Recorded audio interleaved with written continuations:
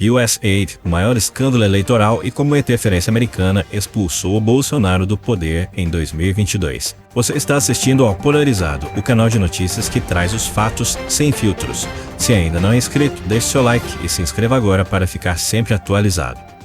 A USAID, originalmente criada pelo presidente John Kennedy para exercer o soft power e ajudar países em desenvolvimento pelo mundo, transformou-se num instrumento de dominação e censura política.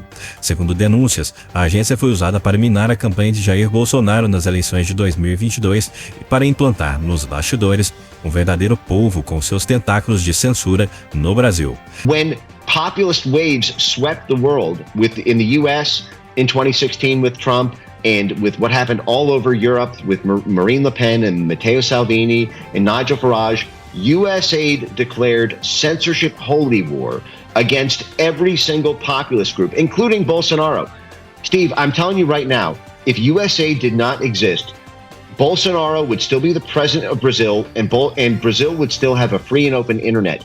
It was USAID that spent tens of millions of dollars of American taxpayer money funding the push to get anti-misinformation bills passed in the parliament there, funding the legal advocates who pushed the censorship court there, the TSE, to crack down on Bolsonaro tweets and WhatsApp and Telegram messages. They built a censorship octopus in Brazil, and it was built entirely on USAID because USAID declared Bolsonaro a populist, Trump of the tropics, and then set up this operation to control the information ecosystem there. One of the USAID grantees even said on a public call that the purpose was to eliminate the international exchange of ideas between the Trump movement and the Bolsonaro movement. That's what USAID does. They kill domestic populism because it gets in the way of their foreign policy goals. Ex-funcionários e fontes internas afirmam que, enquanto o país lutava por uma internet livre e democrática, a USAID desviava milhões de dólares dos impostos norte-americanos para financiar ONGs e projetos de diversidade pelo mundo, que na prática serviam para criar narrativas e eliminar espaços de debate para a oposição.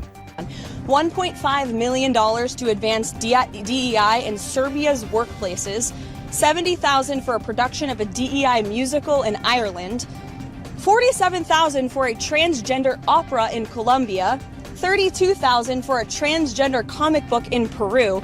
I don't know about you, but as an American taxpayer, I don't want my dollars going towards this crap, and I know the American people don't either, and that's exactly what Elon Musk has been tasked by President Trump to do, to get the fraud, waste, and abuse out of our federal government. Thank you, guys.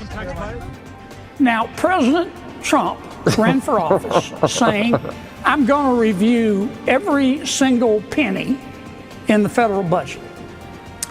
Now, how are you going to review the spending in the federal budget without reviewing the spending? And that's what Mr. Musk is doing.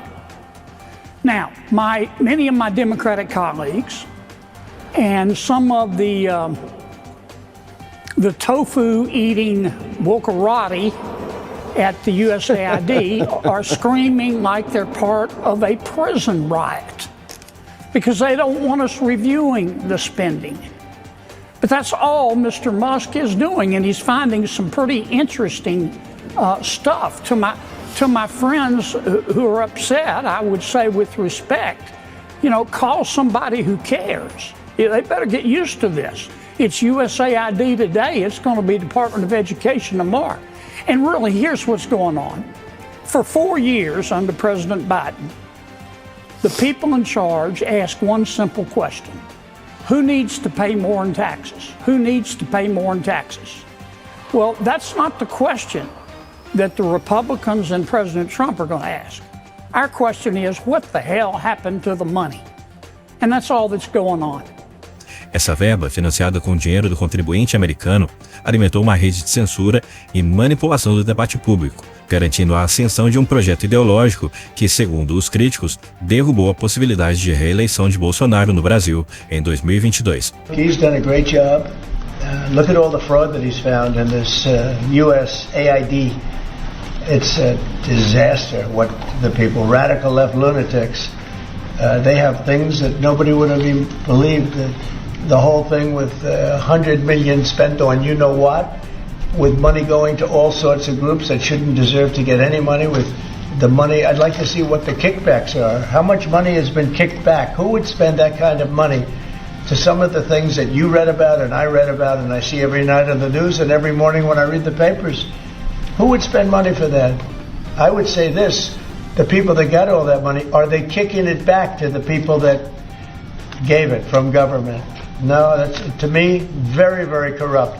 The real question is how much of a kickback has there been? And one of the things I want to investigate rapidly, because I've never seen anything to this extent, the train that's being built between Los Angeles and San Francisco is the worst managed project I think I've ever seen, and I've seen some of the worst. Billions and billions, hundreds of billions of dollars over budget. In fact, I read where you could take every single person that was going to go on the train and get the finest limousine service in the world and take them back and forth with limousines, and you'd have hundreds of billions of dollars left over. It is the worst thing, and we're going to start an investigation in that because it's not possible. I built for a living, and I built on time, on budget. It's impossible that something could cost that much. And now it's not even going to San Francisco, and it's not going to Los Angeles. They made it much shorter. So now it's at little places way away from San Francisco and way away from Los Angeles. No, we're going to start a big investigation on that because I've never seen anything like it. Nobody has ever seen anything like it. The worst overruns that there have ever been in the history of our country. And it wasn't even necessary. I would have said, you don't buy it. You take an airplane. It costs you $2. It costs you nothing. You take an airplane. But this got started, and if you have to, you drive. You can drive. They have hundreds of billions of dollars of cost overruns, and it's not even the same project. It's much shorter. It's way outside of San Francisco and way outside of Los Angeles. So we're going to be looking into that. Is that DOGE just going to investigate the train? No, I'm doing that myself. O ex-chefe da divisão de informática do Departamento de Estado norte-americano, Michael Benz, denunciou que se a USAID não existisse, Bolsonaro ainda seria presidente e o Brasil desfrutaria de uma internet verdadeiramente livre. Sure. So in 2016, Donald Trump won the U.S. presidency, and along with his rise to power, a ring of so-called populist candidates began winning elections all over the world. For example, in Europe, you had Marine Le Pen, Nigel Farage, Matteo Salvini, the Vox Party in Spain, the rise of the AfD Party in Germany. And at the time, NATO and the U.S. foreign policy establishment were worried that populism, because it's the will of the people rather than the consensus of the institutions, it's basically a nationalism versus globalism story here, was going to destroy and basically end the so-called rules-based international order.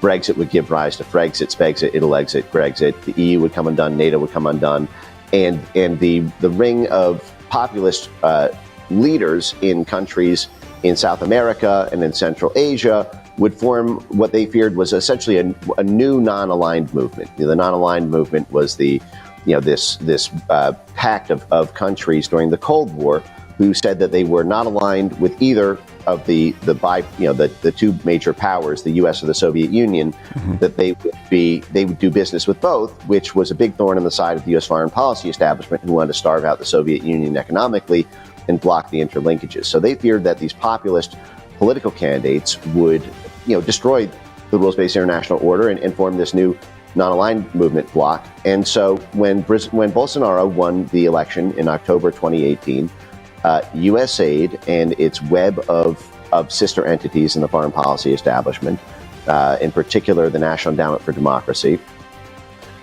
decided internally and talked about this even in their own panels and source documents that Bolsonaro was a populist threat to democracy.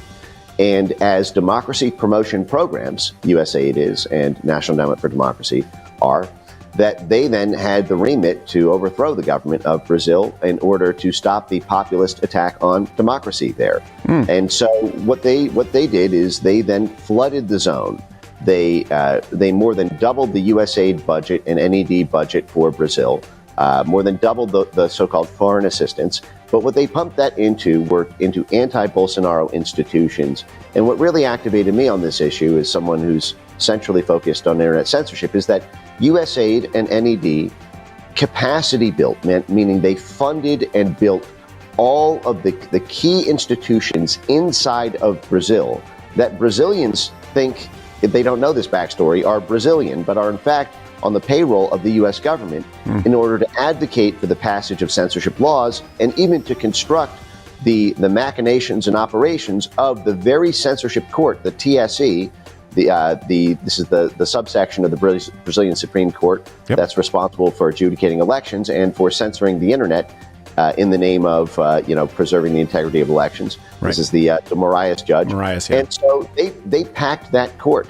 They packed it with their judicial clerks, with their legal folks. They packed it with their disinformation flaggers. They helped form the disinformation task force at TSE. The U.S. government, USAID and NED even brought in de Moraes and as well as the head of the SDF for training on disinformation, so that they could personally micro target, and use the best American censorship techniques in order to nuke Bolsonaro from orbit. De acordo com Benz e outros denunciantes, a agência financiou advogados e apoiou o TSE, o Tribunal Superior Eleitoral do Brasil, para se investigar e expor mensagens do ex-presidente e apoiadores em aplicativos como WhatsApp e Telegram, consolidando uma estrutura de censura que favorecia os interesses daqueles alinhados com a agenda do Partido Democrata Americano. It's a subcourt of Brazil's Supreme Court, the STF. And so a lot of people see the actions of this one tyrant judge who basically has this ability to issue an edict, and then anything posted online becomes instantly criminal. Sitting parliamentarians in Brazil call the current president, Lula, a thief. And the judge says, you're not allowed to say that. The person faces, a criminal judgment for demeaning the current president. Going after journalists, going after politicians, going after ordinary civilians by any edict. But there's a whole censorship substructure to what de Moraes is involved in. There's, advisory councils. There's a whole coterie of flaggers who propose the things to be flagged, who do the narrative network mapping, who challenges the results of Brazil's 2022 election. Well, they need these outside institutions to create this whole narrative network map. These are U.S.-funded and U.S.-backed channel institutions who provide the entire substructure. It's a Brazilian spider, but the spider web was laid by the U.S. State Department, USAID, the National Endowment for Democracy. I can go through all their roles. And the fangs of it are star-spangled spangs.